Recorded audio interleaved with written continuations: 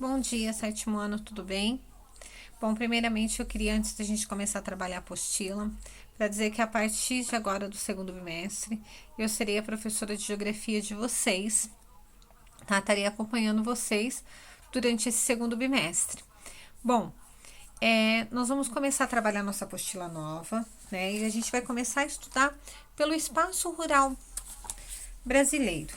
Vocês viram que vocês estudaram toda a divisão territorial, né? Vocês já sabem lá que nós temos a divisão política do Brasil, nós temos as divisões por regiões geográficas, nós temos a divisão geoeconômica. Então, estudaram um pouquinho da vegetação de cada região, viram o que isso é importante, né? Tanto clima, vegetação é de fundamental importância. Então, agora a gente vai começar a estudar como está dividido o Brasil em espaço rural e espaço urbano. Para começo de conversa, a gente tem que desmitificar muitas vezes o que falam em relação ao espaço rural. Muita gente pensa em espaço rural como aquele espaço atrasado, aquele espaço onde não tem tecnologia, aquele espaço onde a pessoa não precisa estudar para trabalhar, que qualquer um que chegar no campo trabalha, que trabalhar no campo, né, ou trabalhar na roça, como a gente ouve falar, é muito fácil. Gente, isso é coisa do passado. Hoje o campo detém tecnologias altíssimas, né? Tecnologias high-tech, né? É altamente mecanizado, a mão de obra altamente especializada.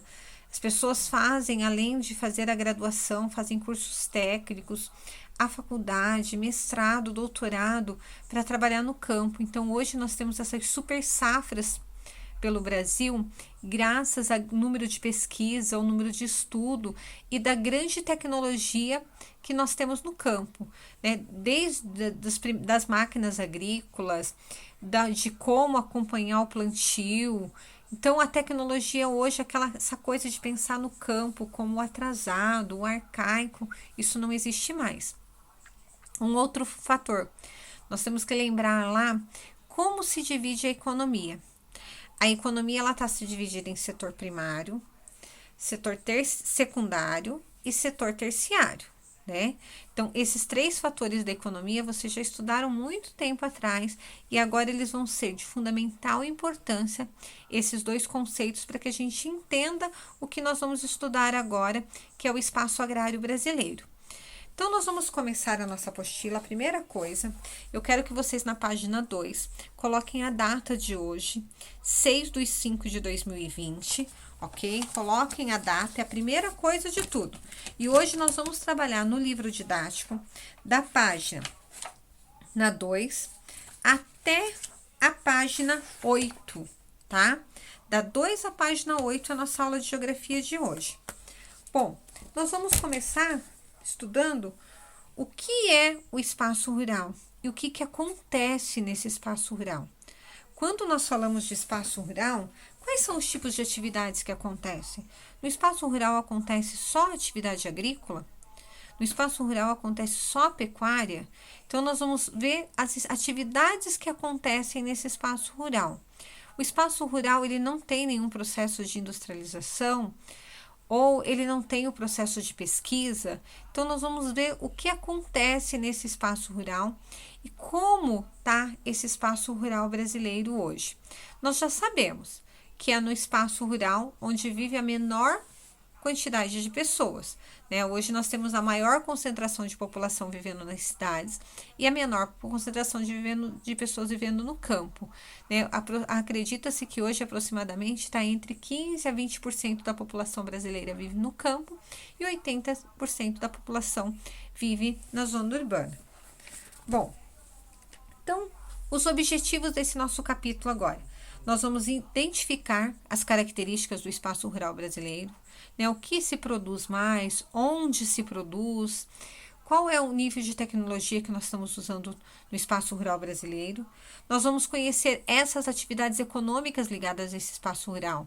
É só agricultura? É só pecuária? Ou quais são as atividades que acontecem nesse espaço rural? Entender a influência da produtividade agrícola dentro da economia do Brasil e conhecer a estrutura fundiária brasileira. Como que está essa distribuição de terras? Né? Quando nós ouvimos falar muitas vezes nos jornais, na televisão, em reforma agrária, por que acontecer a reforma agrária? Então a gente vai estudar todos esses aspectos dentro do espaço rural brasileiro. Então nós vamos começar definindo o que é espaço rural, né? É o que eu acabei de colocar para vocês, onde nós temos a menor concentração populacional. E qual setor da economia faz parte do estado rural, esse espaço rural? Faz parte do setor primário. Então, vocês têm uma definição ali no livro de vocês que diz que as atividades primárias são aquelas ligadas à produção de matéria-prima. Mas a agricultura é produção de matéria-prima? Sim. Ó, vamos lembrar da soja. Alguém aí come soja? Não, mas é da soja que é feito o óleo de soja. É da soja que é feito o extrato de soja que é feito nos biscoitos que vocês compram no supermercado. É da soja que é feito o extrato de soja que faz a margarina e tantos outros produtos. O algodão, né? Do algodão se faz a roupa e outros produtos também. Estou dando dois bem clássicos para vocês que fazem parte do nosso dia a dia. Então, as atividades primárias são essas atividades que são de fundamental importância para que ocorra o setor secundário, para que ocorra o setor terciário, ok? Então, aqui faz essa, na primeira página, aqui na página 3, faz essa alusão, essa explicação para vocês do setor primário, do setor secundário e da importância desse setor. Daí nós vamos lá na página 4, que nós vamos falar de outras atividades que também acontecem no espaço rural, além da agricultura, que é o extrativismo, que é a extração e a coleta dos recursos naturais. O extrativismo, quais foram as primeiras atividades extrativistas que nós tivemos no Brasil? A extração do pau-brasil, da madeira natural das nossas florestas, que os portugueses levavam para a Europa. Desse pau-brasil eles utilizavam tanto para a construção de novas embarcações, como a seiva era feita a tinta. Lembra que vocês estudaram lá em história o quanto a tinta vermelha significava poder, né? Quem usava roupas coloridas na época, lá no período colonial, significava que era uma pessoa de posses, porque a tinta custava muito caro. Mas hoje, com toda essa tecnologia que nós temos hoje, ainda tem o extrativismo? Sim, o extrativismo de frutos, de sementes. Nós temos grandes empresas brasileiras hoje que incentivam esse extrativismo, como a Natura, que é uma indústria de perfumaria. Eles trabalham com as comunidades, principalmente na Amazônia, no Cerrado, onde eles fazem a coleta desses frutos em determinadas épocas e utilizam a coleta desses frutos para a confecção de cosméticos que hoje não são vendidos somente no Brasil, mas sim são vendidos em toda a América do Sul. Mas tem aquela atividade extrativista lá, que é aquela atividade legal, né? Onde é retirado produtos naturais, né? Plantas de lugares que não podem. Vocês já devem ter descido a Serra da Graciosa ali, quando a gente desce a serra, existem várias placas pedindo que é proibido a coleta de plantas, principalmente orquídeas. Né? Nós temos no Brasil uma grande quantidade de orquídeas e algumas que estão em extinção e muitas que não foram nem catalogadas devido à grande extração dessas plantas da floresta. A extração do palmito, né? O extrativismo do palmito, que hoje é proibido, acabam destruindo a Serra do Mar. Né? Então, hoje, as pessoas procuram comprar esses produtos de onde ele é plantado.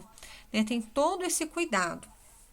Também temos o extrativismo, aí eu estou falando do extrativismo vegetal, mas também tem o extrativismo mineral, que é a retirada de ouro, pedras preciosas, o ferro, que tem a parte que é mecanizada, né, que são as grandes indústrias que a gente viu, os acidentes que aconteceram por aí. Né, o ano passado vocês também trabalharam em geografia, os acidentes que aconteceram lá em Mariana, em Brumadinho, né, isso daí é uma parte do extrativismo mineral. Mas também tem aquele extrativismo mineral que é feito de forma bem primitiva pelo homem, principalmente na região norte do Brasil, onde ainda tem muita concentração de ouro. Lembra que a gente estudou lá na Serra Pelada, lá na extração dos minérios o ano passado, em geografia? E agora lembrando sobre esse extrativismo. Então, a poluição dos rios, né, a quantidade de mercúrio que é jogado, né, o número enorme de peixes que se perde. Então, quando se fala do extrativismo mineral, ele ainda tem a parte que é ilegal dentro do Brasil. E o extrativismo mineral, desculpe, o extrativismo animal, que é pela pesca, né? Nós somos grandes exportadores de pescado, principalmente na parte marinha. Né? O Brasil exporta uma grande quantidade de peixes. Então, são atividades que são desenvolvidas por populações que vivem no campo. O extrativismo vegetal e o extrativismo animal ocorre um fator chamado de biopirataria. O que acontece com isso? Muitas vezes vem pessoas, pesquisadores de fora do Brasil que não têm autorização para pesquisar. E muitas vezes não são nem pesquisadores. Vêm pessoas que ganham dinheiro com isso e fazem o contrabando, tanto de plantas quanto de animais silvestres. Hoje é proibido a retirada desses animais do Brasil sem autorização.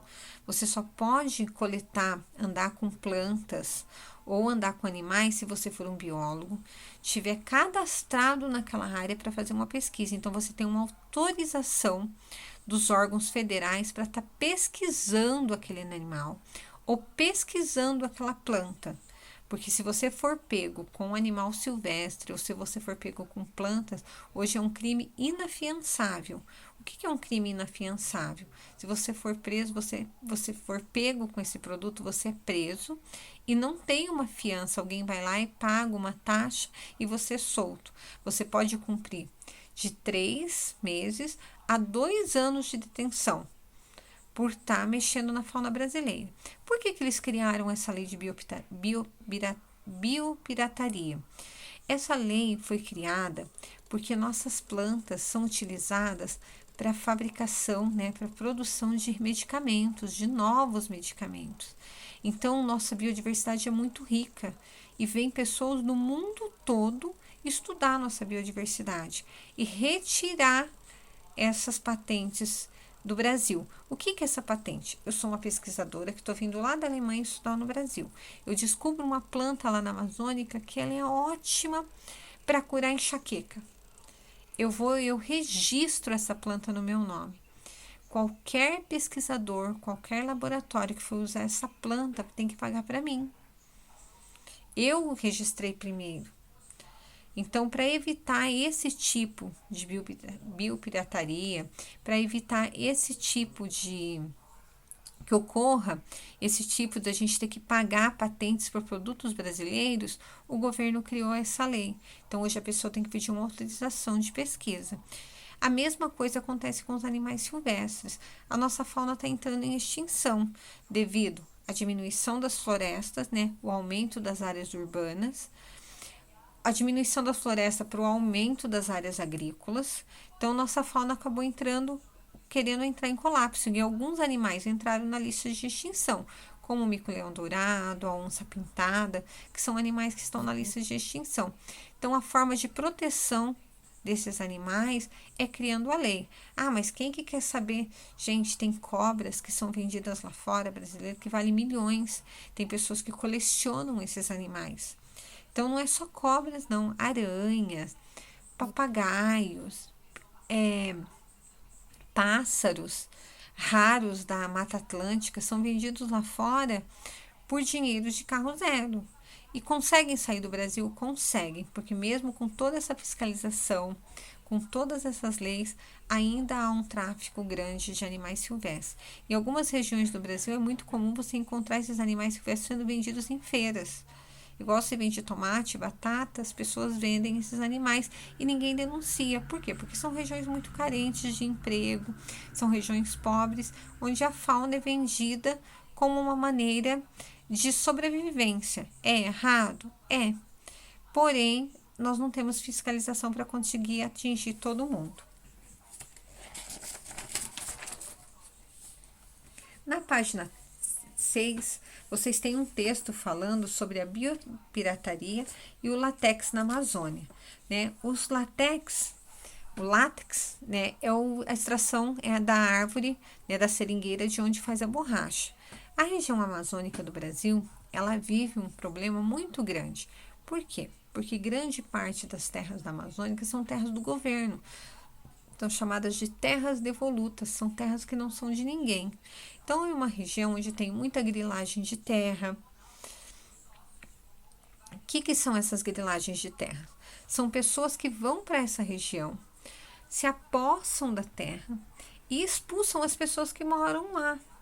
Tentam pegar aquela terra para eles de alguma forma. Então, por isso que é muito comum a gente escutar nos telejornais onde houve invasão de terra da Amazônia, onde jagunços mataram por causa de terras. Aqui na região sul, na região sudeste, a gente não ouve mais isso, mas no passado teve. Mas na região amazônica, como tem muitas terras do governo, vocês vão ler nesse texto, vocês vão ver que as pessoas brigam ainda muito por causa disso. Principalmente os seringueiros. Os seringueiros são a população nativa da Amazônia, que vive da extração do látex, onde eles não têm floresta plantada. Eles saem pelo meio da floresta e fazem essa coleta do látex. E eles vendem daí no porto de Manaus para as empresas que utilizam para a fabricação da borracha. Os seringueiros, eles trabalham tanto com látex quanto com açaí. Eles vivem da extração dos produtos da floresta. Então, para eles, é muito importante que a floresta esteja em pé. Porque quando se derruba a floresta, eles vão perder o ganha-pão deles. Então, eles não veem aquela terra como deles. Eles querem a proteção da floresta. E muitas vezes, quando chegam os poceiros, que chegam as pessoas lá, os grileiros de terra, eles querem ao contrário, eles querem derrubar a floresta ou para a expansão da agricultura, ou para pastagem, ou para exploração de ouro, sendo uma área muito rica em ouro. E na página 8, vocês têm um texto falando sobre a caça dos jacarés que foi liberado na região de Porto Velho, porque eles estavam com uma superpopulação de jacarés, que isso também é comum acontecer quando um animal entra em superpopulação. O IBAMA, né, e o Instituto, que hoje é o Instituto Chico Mendes, ele autoriza a caça legal desse produto. Por que isso foi importante na região? Porque o jacaré, quando ele é caçado de forma legal, eles vão ter um valor maior no couro.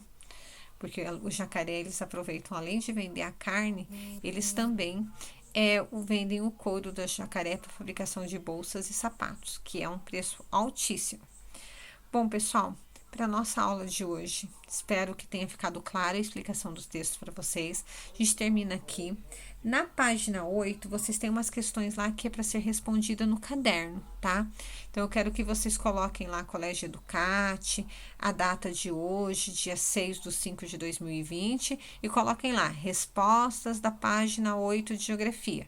E daí vocês não precisam copiar a pergunta, mas façam certinho as respostas lá, ok? Bom, e o livro de atividades? O que nós vamos trabalhar no livro de atividades? Bom, essas atividades, na nossa próxima aula de geografia, eu vou corrigir elas com vocês. Vocês vão mandar as fotos para mim agora, né? Hoje, vão fazer e já vão me mandar as fotos para eu validar a presença de vocês na aula. E na próxima, vai ter uma data onde vocês vão entregar na escola o livro de atividades. Então, todas as atividades que foram marcadas para fazer no livro de atividades, vai ter uma data que vocês vão entregar esse livro de atividades na escola. Então, para a aula de hoje, vocês vão fazer a página 4 e a página 5. Ó, vocês têm uma imagem lá na página 4 de um município de Jataizinho, aqui no Paraná. Então, vocês vão identificar na imagem a área rural e urbana e, em seguida, vocês vão elaborar um mapa que indique tais áreas e pinte de cores diferentes e crie uma legenda. Então, você vai reproduzir o mapa que está na página 4 e vai fazer ele na página 15, na página 5, no espaço que vocês têm. E depois, vocês vão responder ali o exercício B e C e o exercício 2 que tem na página 5. E na página 6, você está lá uma atividade de verdadeiro ou falso para ser feito, tá? E também vocês têm um exercício para responder sobre a questão mineral e sobre a questão da Amazônica. Então, para hoje, né, para nossa aula de hoje, vocês no livro de atividades, vocês vão fazer da página 4 até a página 6, ok? Então, pessoal, qualquer coisa eu estou disponível para vocês, é só entrar em contato comigo, ok?